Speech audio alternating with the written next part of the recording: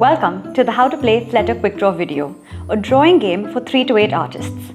No, scratch that. You don't need to be an artist to play this game. Just the ability to hold a pencil and scribble stuff.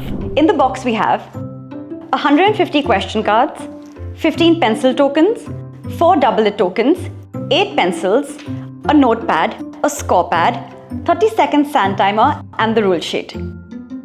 Now let's set it all up. Hand each player a sheet of paper for drawing, a pencil and keep the timer at the ready. There are 3 sets of question cards, color categorized according to their level of difficulty. You may choose to play a mix of all, or you can choose any one color to play with. Now, you must appoint one player to be the reader. The reader will open the top card from the deck and read it out loud. What moves in circles? And then keep the card at the center of the table for everyone to see. The game is now afoot. Start the timer and quickly start drawing the answer to your question.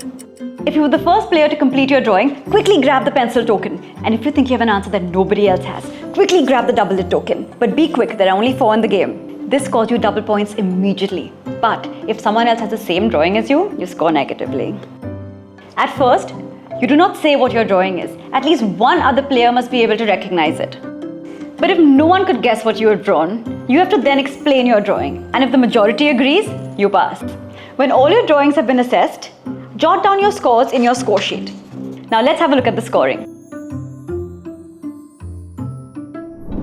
If you have an original answer, that means no one else has the same answer as you, you score 1 point. If you have a double-it token, you score 2 points. But if someone has the same answer as you and you've taken the double-it token, you score negative 2 points. Also, the pencil tokens score at the end of the game in a 2:1 ratio. You continue drawing and scoring points until the end of the game. Also guys, listen up.